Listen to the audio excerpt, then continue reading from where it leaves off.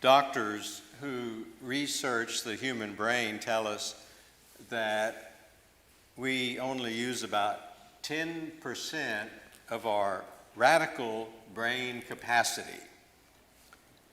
Most of our brain cells never get activated. When I was at Texas A&M, I took a course in soil science, agronomy, and I had this amazing professor. It was during summer school. Always did better because I'm a little ADD, and so I needed the routine of classes every day rather than once a week or twice a week or even 3 times a week. So I went to summer school a lot because I seemed to do better. Anyway, this professor, I forget his name now, but he told us that since we only activate about 10% of our brain cells, he was going to give us 20% more material in the class so that we would retain at least 10%. Anyway, I never forgot that. He must have read about this brain science, and he used it to his advantage. Anyway, but the same doctors tell us that there are 2 things that help us access the other parts of our brain, more than the 10%. And the experience of love and the experience of tragedy, that these 2 things help us access more of our brain cells than we normally use. Deep love and deep pain together deepen a soul more than anything else can. And deep faith can also have the same effect, which is why Jesus in the Gospels seems to praise faith. Will the Son of Man find faith when he comes? Jesus says. And the faith that Jesus is talking about is a faith that believes not in spite of doubt. You know, sometimes that's what we think faith is, that we have some doubts about what we are supposed to believe, like when we recite the Nicene Creed, I might have some doubts about this or that. I think it was John Henry Newman, Anglican priest, founder of the Oxford movement in England. He said, 1,000 doubts don't make a crisis of faith. That's not really the kind of faith that Jesus is talking about. The kind of faith that Jesus is talking about is a faith that believes in scorn of the consequences. I love that word, in scorn of the consequences. To treat with scorn, dismiss as unworthy anything that results because of my faith. To show disdain, scoff even at the consequences of what's going to happen, and to keep on believing. That's the kind of faith that Jesus possessed. In scorn of the consequences, in Luke's Gospel, chapter 9, Jesus sets his face like flint toward Jerusalem. In scorn of the consequences, in scorn of what he knows is going to happen in Jerusalem. The same thing that happened to the prophets. Betrayal, arrest, suffering, even death. All in scorn of the consequences. The capacity to believe, to show even disdain for those consequences, and to rest my life on the promises of God. To have that kind of trust, to have that kind of faith. And this is the message of the gospel parable. Do not lose heart, Jesus is telling his disciples. The point of the parable is not to keep praying always because you must convince God, that you just keep bothering God in prayer until God answers you. No, it's about not giving up, continuing to trust even though the answer is not apparent. The essence of our Christian faith, is about hope. It's about an orientation to the future that challenges us to live in expectation. Jesus is telling his disciples that in contrast to the unjust judge, who only reluctantly performs his duty of caring for the widow, God eagerly strives for his love to take effect. But the realization of God's love depends upon us. The poor widow, she was probably coming to the judge because she was hoping for a favorable judgment as a result of a will of some kind. Maybe there was an inheritance that she was due, but was not being given to her because of her status as a second-class citizen, as a woman in Jewish society. And so she's not settling for that. She continues to go to the judge time and time again. And this is the meaning of that mysterious phrase at the end of today's reading. When the Son of Man comes, will he find any faith on the earth?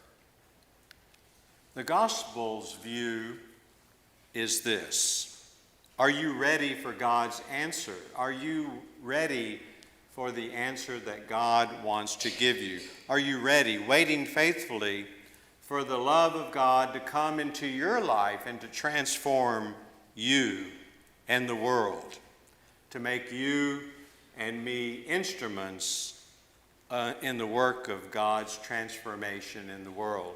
This is the kingdom message that Jesus was preaching, and to believe in the kingdom of God, into the reign of God that has come. The reign of God is within you. The reign of God has been given to you. The love of God, this unconditional love of God that has been granted to each and every one of us, and to continue to believe in that love in scorn of the consequences, whatever they may be, and to rest my life, to base my life on the promises of God, on the promises of the Father.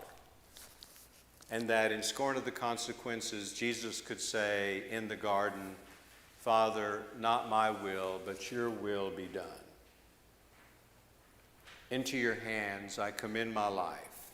Father, I give back to you all the love that is in my heart. This is the kind of faith that Jesus is hoping that he will find. Christianity, is a young religion, a religion of the spiritually young. It is a religion of those who do not lose heart, who believe in scorn of the consequences that God is the giver of all that I have, that God is the giver of all that I possess. The real question, the only question, is how can I give back to the God who has given me everything? How can I give back to the God who has given you everything? This is what stewardship really is all about. The recognition that everything I have is a gift from God. It's interesting, there's a movement afoot in many churches called centering prayer, contemplative prayer. And in contemplative prayer, we kind of slow ourselves down. In the Alpha course, in our group, we were talking about how stimulated we are as a society, and sometimes silence is a necessary antidote to the stimulation that we experience as a society. And what contemplative prayer does is it helps us focus on our breathing, just breathe, just take the next breath. And when we do that in the silence of contemplative prayer, we sometimes come to this profound awareness that grace is nothing more than the simple breath that I take. And so I take another breath. God's gift to me of one more breath. It's God's gift to me of my being alive one more moment in time. It doesn't get any better than that, does it? Another breath. God's consent to me to live one more moment. And so I can base my life on that gift, on the reality of God as the giver of everything that I have, every good thing, and to live on that promise, on that reality. You know, I mentioned that the woman was probably going to the judge as an arbitrator of an inheritance. And Fred Craddock, the Methodist preacher and theologian, he has this wonderful example of the reading of the will. The reading of the will. And it spoke to me because Mother died, it'll be 2 years this coming February, and I was the executor of her estate. And we didn't have a formal reading of the will, but sometimes there is this formal reading of the will and people are invited, and especially if the inheritance is large and people come to see if they will get anything. And there are those who know that they're not going to get anything, so they don't even bother showing up because they're going to be embarrassed if they show up and their name isn't called, in the reading of the will. But Fred Craddock, he says that in the reading of the will, in the reading of God's will that is secure and locked in heaven, and we come to hear what God is going to give us, we who are the children of God, as inheritors of God's gifts. What are we going to receive when God's will is read? It's not silver or gold. St. Peter makes that quite clear in the Acts of the Apostles. I have neither silver nor gold to give you, but what I have, he says to the lame man outside the steps of the temple, we will give you. And so John and Peter, they give him health. They give him the ability to walk. What will we receive when God's will is read? Well, first, the boundless mercy of God. Not what we desire, not what we deserve, but more than we deserve. But what love gives, that's what we receive. What love gives, endless mercy. The second thing that we receive when God's will is read is hope. Hope that keeps us alive. Hope that is built on the very nature of God, who calls into being what does not exist and gives life even to the dead, as Paul says in his letter to the Romans. Hope. Where would we be without hope? And then there's security. When we hear God's will read, there's the security that God is with us and guides us and guards us, as Psalm 21's put so poetically. And even when we walk the difficult path and we have to endure suffering, there is the security of God's grace waiting for us. And finally, the last gift to all the children of God is joy. Endless joy.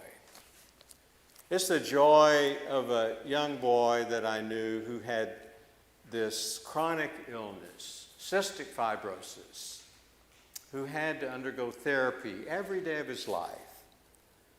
And this boy at the breakfast table came into the room one day and he said, I'm so glad to be alive because I have another day of life and I get to experience all of the feelings that this day will bring me. That's the kind of joy that we have at the reading of God's will. Or it's the African woman when the collection is taken up in the church to which she belonged and the plate is passed. And finally it comes to her and she puts it on the floor. She doesn't put anything in the plate. She puts the offering plate on the floor and she steps in it. And she says, "This is my offering to the church. The whole of me I offer to God." That's the kind of joy that we receive when we hear God's will being read to the church. And you know what? If we're not present one week and we come back, the same will is read again, and we get to hear it all over. The endless cycle of resurrected life, which is ours as a community of faith. And we can even go and tell those people who think that they're not included in the reading of God's will. And we can say, "Come and see. You're included too." We call it evangelization. This is what we are. This is what we're about. This is who we are as a community of faith. This faith in scorn of the consequences that has nothing to rest our lives on except the promises of the Father. One more moment of life. One more gift of God's grace. And that's enough. That's enough to give the whole of our lives to God. We call it stewardship. You can pledge when the cards come, whatever you want, but pledge something based on the faith that you have in scorn of the consequences.